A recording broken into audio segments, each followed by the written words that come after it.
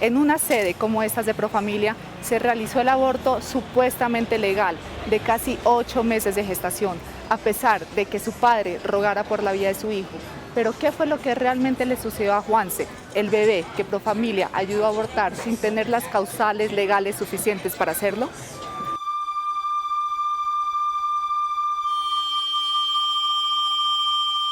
Pienso que la principal entidad que vulneró esos derechos principales como el derecho a la vida y los derechos que yo tengo como padre fue Profamilia. Profamilia fue la entidad de que mató a mi hijo. Con estas palabras, Juan Pablo, el padre de Juanse, en medio de su dolor, nos da a conocer de forma muy íntima cómo le arrebataron la ilusión de ser padre. Pues tanto para ella como para mí fue pues como una noticia de que no nos lo esperábamos, nos cogió así como fuera de base, quedamos como en shock, pero pues a la vez se reflejaba la alegría, tanto en parte de ella como en parte mía. No, pues ella siempre me había dicho de que estaba de acuerdo en tener al bebé, siempre estuvo de acuerdo en eso.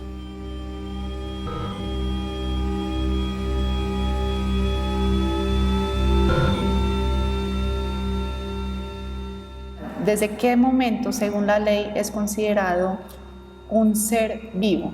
De acuerdo con la ley, específicamente el Código Civil, siguiendo una tradición que se remonta a las compilaciones de Justiniano y el derecho romano, del cual se deriva nuestro derecho civil, es persona todo aquel que se haya separado de su madre y haya respirado y exhalado por lo menos un instante después de haberse separado de la misma.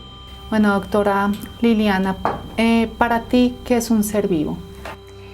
Mira, para mí un ser vivo es el producto de la concepción, de las dos células, de la madre y del padre. En el momento en que se encuentran, hay vida. ¿Eso quiere decir que un feto en el vientre de la mamá es considerado un ser vivo? Por supuesto que sí, en todas las etapas de su gestación. En cuanto a la pareja, si hay un hombre y una mujer que venían teniendo una idea de un embarazo por 7 meses, un poquito más, preparando el hijo, preparando las cosas del hijo, creando toda la idea de traer un hijo a la vida, y esa idea se corta de un momento a otro porque una de las personas decidió terminar la vida con el hijo, ¿qué afectación en la salud mental puede tener el hombre? Es un duelo, primero un duelo de un hijo, que es creo que los peores duelos que pueden haber. Segundo es un engaño, porque si estaban en una situación en donde él iba a ser padre y lo engañaron, lo traicionaron al quitarle eso, al cercenarle la posibilidad, es una vulneración total a sus derechos como hombre, a sus derechos fundamentales como ser humano. Sí, nosotros fuimos, hicimos las vueltas de los controles prenatales y siempre, hasta el mes de diciembre fue la última vez que nosotros asistimos a los controles prenatales, normalmente cada mes y cumplidamente. No, nunca hubo ninguna complicación, siempre todos los exámenes de hecho salieron bien, siempre todo estuvo bajo la norma médica que ellos manejan allá normalmente. Ese delito de aborto ¿el aborto es penalizado o es despenalizado? Es penalizado en Colombia. Profamilia incurrió en un delito.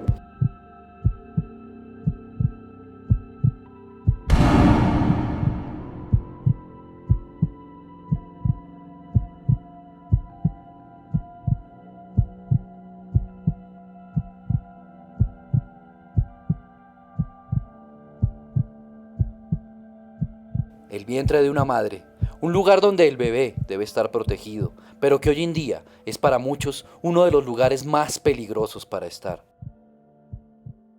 ¿Por qué? Porque existe una ley que les permite acabar con su existencia, sin siquiera tener en cuenta una voz que los defienda, así como le ocurrió a Juanse. Sí, claro, yo creo que ahí hay mucha, más que todo la madre y otras personas ahí que estuvieron involucradas en que ella se alejara totalmente y pues que llegara a cambiar de decisión. Bueno, pues la mamá era una de las personas que nunca estuvo de acuerdo con el embarazo. ¿Cuáles son las 3 razones para que una mamá pueda tener un aborto legal y despenalizado en Colombia? Bueno, malformación, certificado médicamente, violación y que se ponga en peligro la vida de la madre y del niño. No se puede hacer sin un comprobante médico que diga... Si no existe un dictamen médico, no se podría hacer. En la parte médica, ¿existe algún número de semanas que determine la probabilidad de vida de un feto? Sí, claro.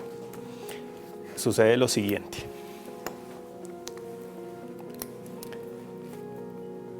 Vamos a hacer primero una línea aquí, mostrando la parte de embriología.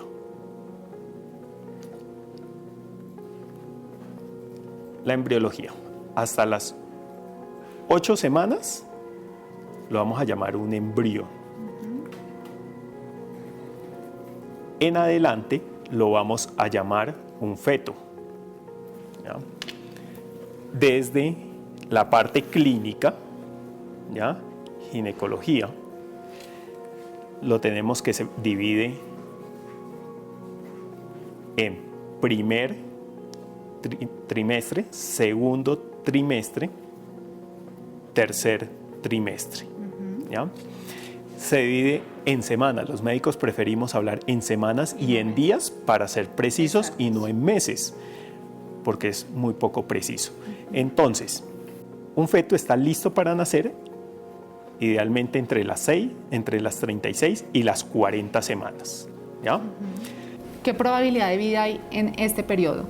Digamos, ok, muy alta probabilidad, no el 100%, pero cercana, muy cercana, podemos poner 99 o 99 punto algo. En la medicina, ¿desde qué momento un feto tiene derecho a cuidados médicos? Mira, en la medicina, más que derechos de los bebés o de los fetos, nosotros como médicos tenemos obligaciones y nuestra primera obligación es mantener la vida.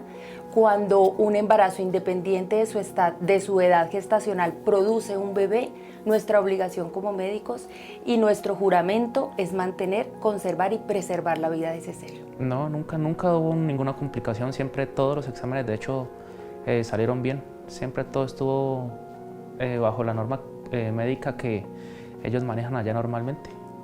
¿Qué responsabilidad tiene la madre del hijo al causarle este duelo a él? Porque en realidad fue ella quien se lo causó. Yo pienso que la responsabilidad es muy alta, porque al final ella fue quien tomó la decisión y él fue absolutamente impotente frente a eso. Como con cualquier otro homicidio, tú no puedes hacer nada y ves cómo matan a una persona que tú amas enfrente tuyo y no puedes hacer nada. Él luchó y luchó para evitar esa muerte y fue absolutamente infructífero y quedó en una condición totalmente impotente. Entonces eso lo convierte a él en una total víctima, tanto del Estado como de la madre, quien fue quien tomó la decisión pasando por encima de los derechos de él. Entonces la responsabilidad es muy alta frente al Estado y de ella. Sí, entonces al ser una persona y ya tiene los derechos de ser protegido y en el lugar donde realizaron el aborto le quitan la vida de una u otra manera, ¿eso puede ser considerado un asesinato? Ello se encuentra tipificado de manera autónoma o establecido de manera autónoma en el Código Penal y tiene una pena de 1 a 3 años de cárcel.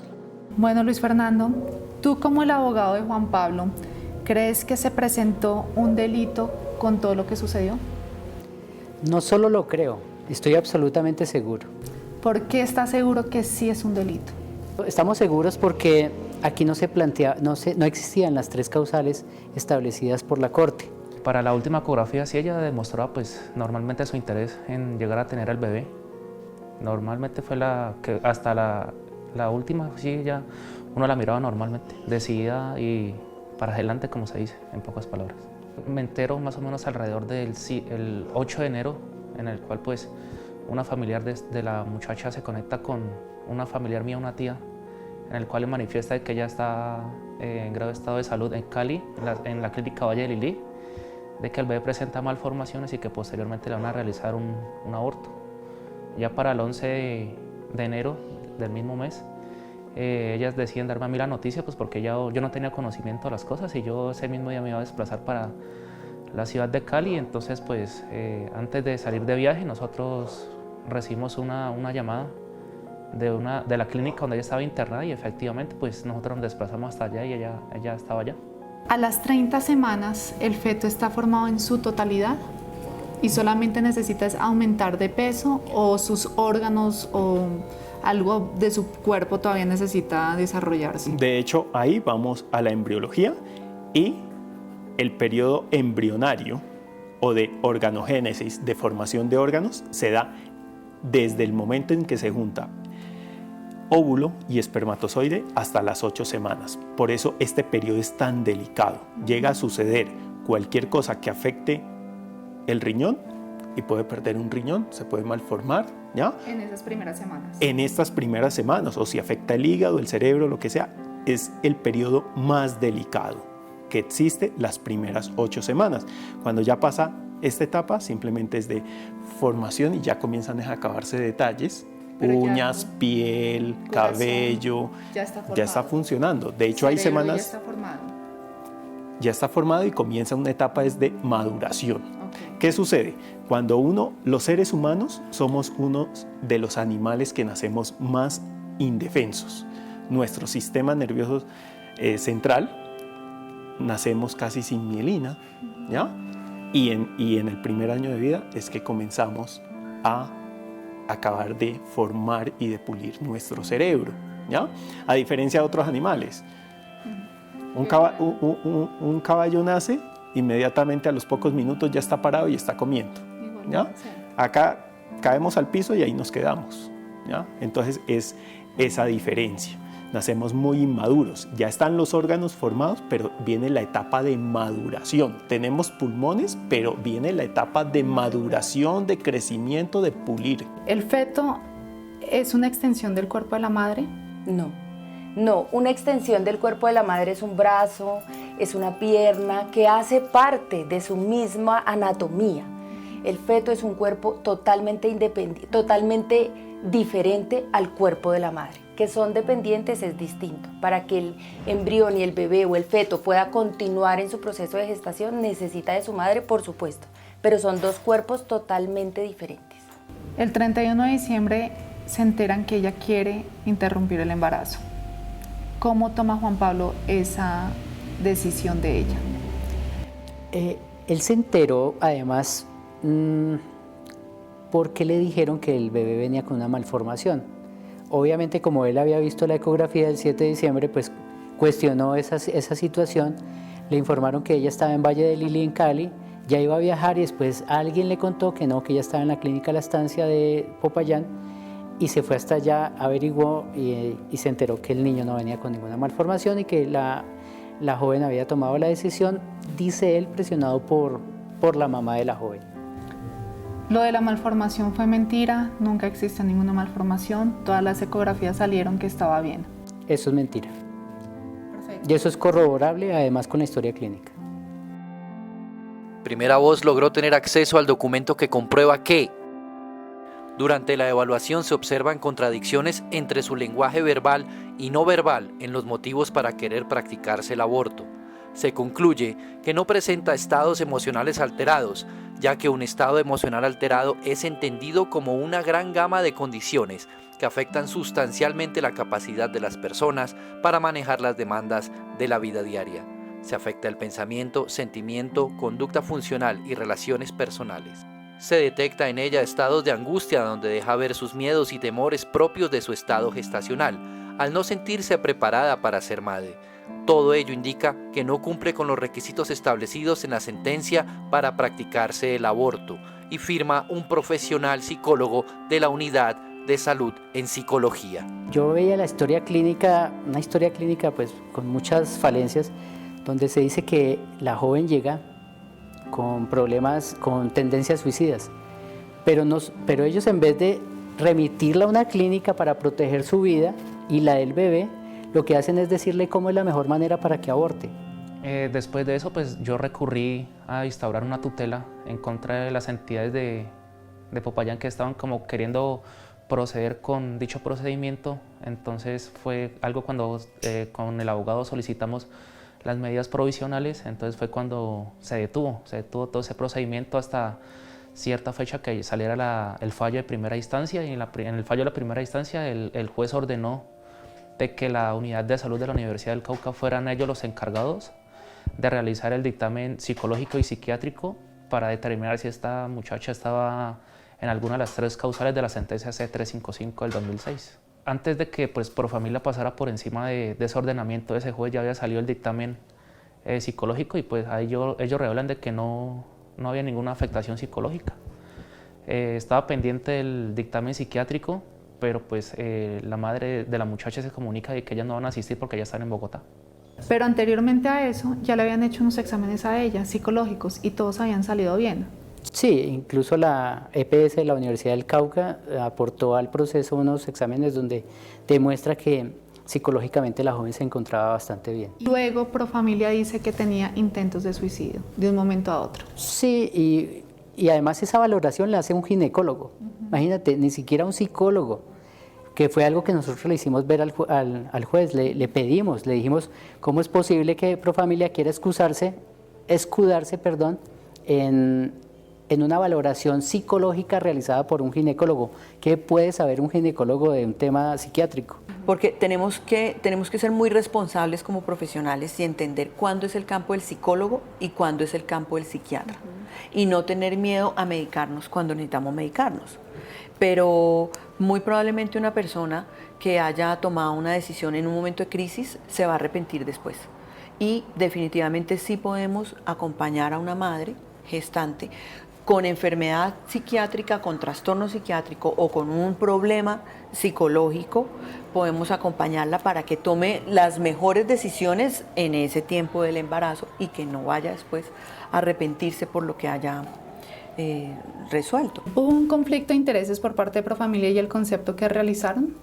Mira, para varias personas que estamos evaluando este caso, sí existió el conflicto de interés, porque ellos son una institución que están además realizando un procedimiento del cual se lucran, del cual se derivan unos recursos económicos, es decir, les pagan. Entonces, si yo conceptúo que la paciente tiene afectación de su esfera mental, estoy favoreciendo porque de mi concepto se deriva un servicio que yo presto.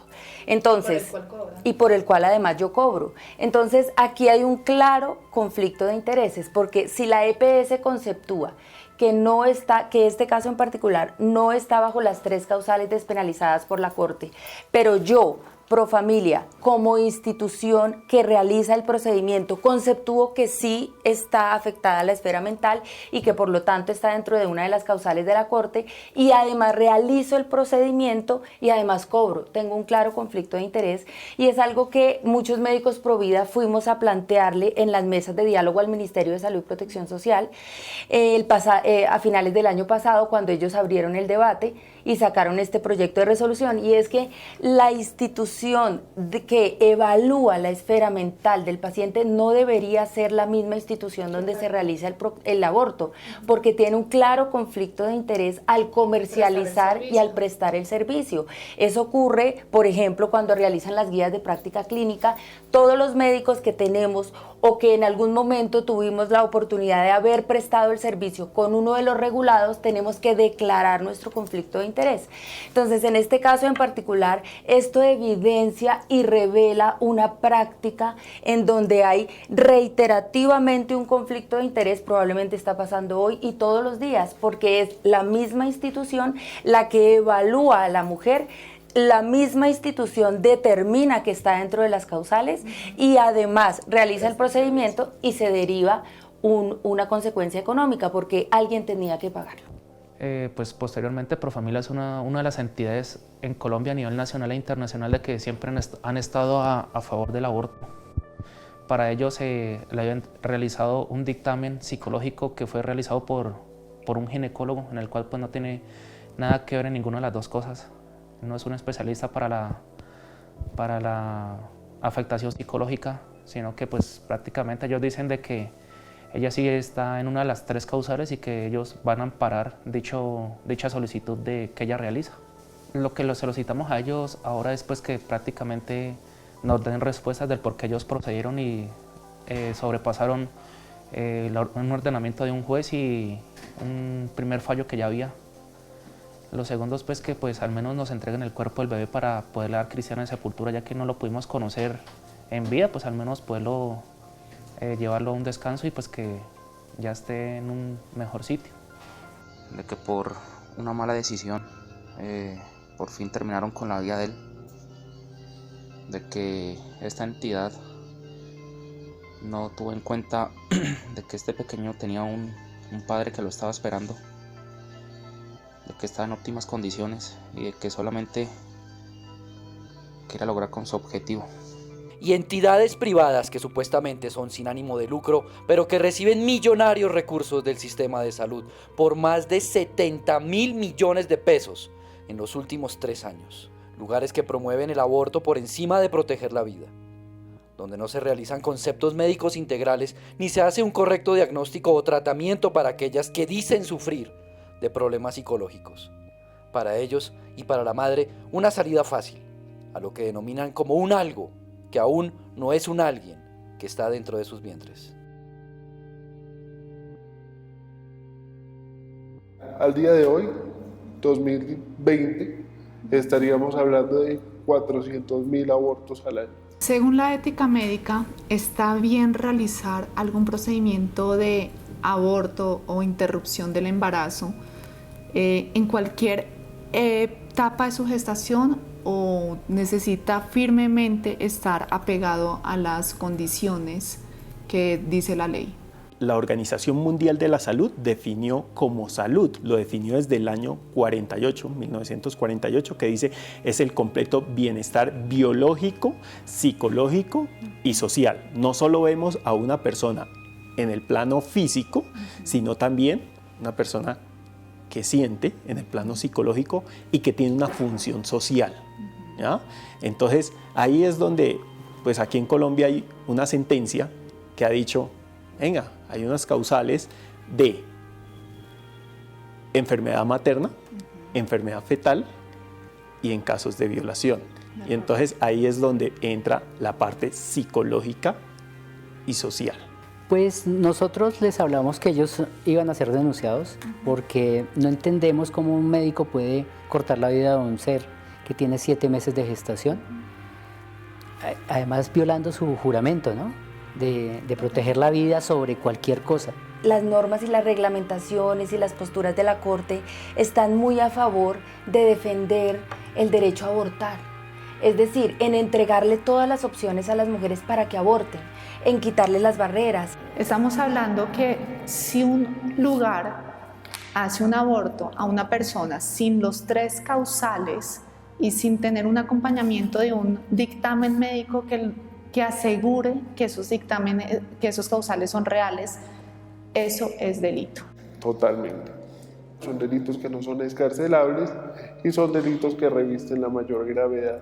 Queremos saber qué pasó con el cuerpo, qué pasó, cómo se produjo el feticidio o el homicidio.